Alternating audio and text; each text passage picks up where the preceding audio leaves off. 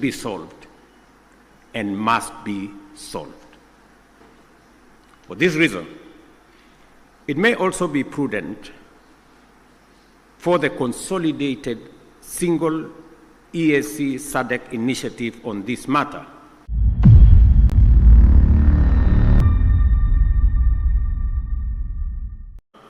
Emerson Dambuzo Mnangagwa, Chairperson of SADC and President of the Republic of Zimbabwe, Excellencies, Heads of State and Government of the East African Community and SADC member states, Ministers responsible for foreign affairs and external relations of EAC and SADC, Secretary Generals of SADC and EAC, distinguished delegates, esteemed guests, ladies and gentlemen, I will take this very early opportunity to sincerely thank my dear sister, Excellency Dr. Samia Suluhu Hassan, President of the United Republic of Tanzania, for hosting this joint summit.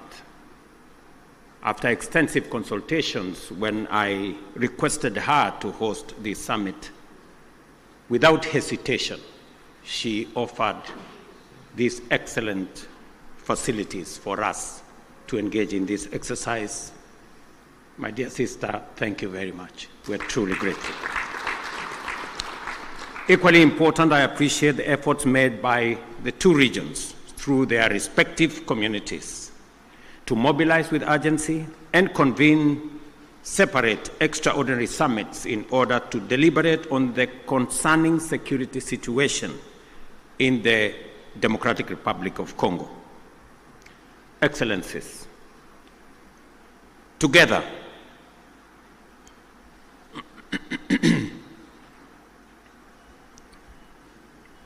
we find ourselves standing face to face with a grave and protracted security, diplomatic, and humanitarian crisis in DRC, a situation that demands our immediate, collective, and sustained attention. The East region of DRC has been engulfed in a devastating conflict for over 2 decades now, and this tragedy has claimed thousands of lives, displaced countless civilians, inflicted unbearable suffering and loss, and set back the development momentum of one of the most promising countries in the world. The recent escalation of hostilities in Goma and the surrounding areas is a stark reminder of the increasing fragility the situation presents, and that only collective action to facilitate a negotiated solution will offer relief. Today, we join together in order to reiterate our calls to the parties to this tragic conflict to immediately cease hostilities and take positive action to allow meaningful dialogue aimed at restoration of stability. Specifically, we stand together to call on all parties to actualize the ceasefire, and specifically on the M23 to hold further advancement and the armed forces of DRC to cease all retaliatory measures. An immediate ceasefire is the only way by which we can create necessary conditions for constructive dialogue and implementation of a comprehensive peace agreement. As members of the African Union and United Nations, we stand bound by fundamental principles of respect for the territorial integrity and sovereignty of nations and the principle of good neighborliness. These twin principles are the surest safeguards for the realization of peaceful coexistence. Equally, as responsible members of the international community are bound by the obligation to ensure the safety of diplomatic assets, civilians, and personnel, as well as peacekeepers within our countries. The wanton disregard for the sanctity of life, diplomatic missions, and peacekeeping and peacekeepers as well is not only a brazen demonstration of lawless and unprincipled pursuit of violent harm and destruction, it is a grave affront. Excellencies, our presence here underscores depends on our ability to navigate this complex and challenging situation with wisdom, clarity of mind, empathy for the millions whose lives and livelihoods have been plunged into uncertainty, concerns for DRC's lost opportunity to accelerate its growth and development, and a steadfast commitment to peace and justice. A terrible yet indisputable act is that the humanitarian cost of the conflict in the DRC has been staggering. Millions of civilians have been displaced and many lives under the persistent threat of violence, including sexual and gender-based violence against women and children, and the recruitment of children to take part in combat. We have a historic opportunity, making the protection of civilians our foremost priority, and of taking measures to ensure that the necessary resources and support are provided. For many well-known reasons, the situation in DRC implicates the broader global community. Therefore, we call upon the international community to step up and do its part in supporting regional efforts in delivering for the DRC, and critically collaborating with the government of the DRC to deliver support and security to those most in need. It is clear that the conflict in DRC is complex, delicate, protracted, and involves multiple actors pursuing different interests. The issues at stake span a wide historical, economic, and political spectrum, run back in time for many decades, and spill across national and regional borders.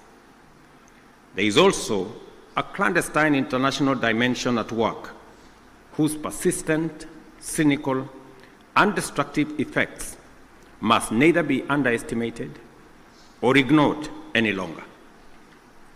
For this reason, it is equally clear that such a conflict cannot be resolved through military means. We must resist the temptation to think that we can somehow shoot or bombard our way into a solution in the face of such a complex situation.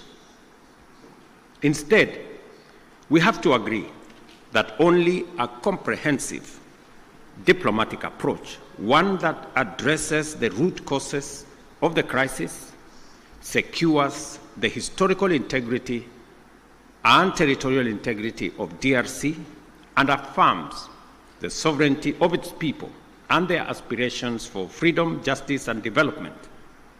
That is what will establish peace, and enduring peace at that, in DRC.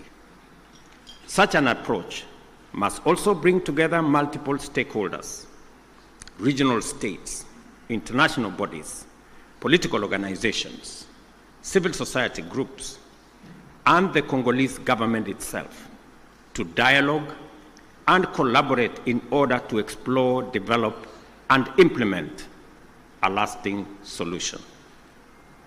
Excellencies, I am confident that you agree with me that dialogue is not a sign of weakness.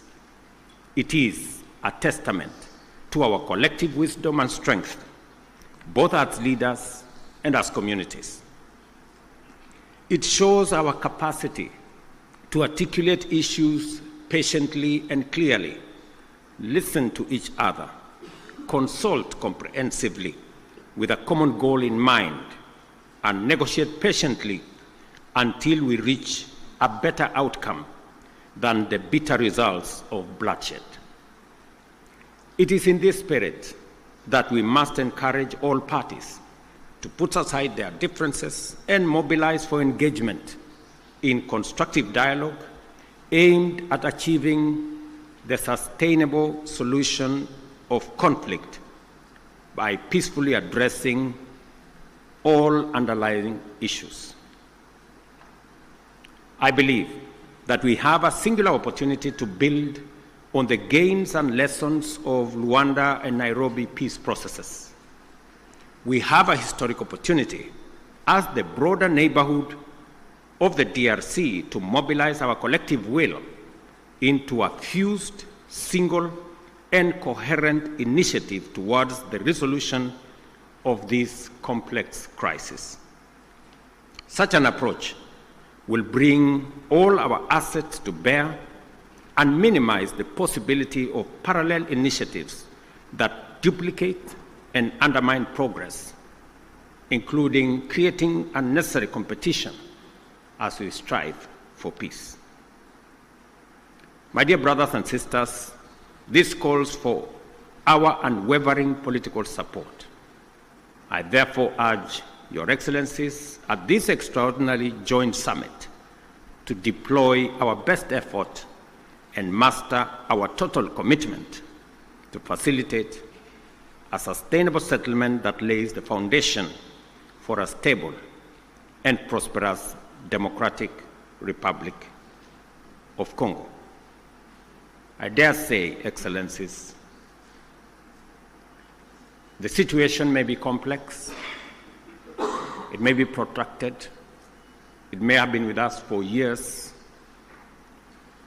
but I believe the situation in the DRC can be solved, should be solved, and must be solved. For this reason, it may also be prudent for the consolidated single EAC SADC initiative on this matter to be supported by a strong secretariat that can provide the necessary coordination, monitoring, and enforcement to ensure effective implementation of outcomes. The international community must stand in solidarity with the people of DRC during this time by aligning their support with this initiative. I conclude, Excellencies, by affirming our robust commitment to achieving sustainable peace and development and integration across the region.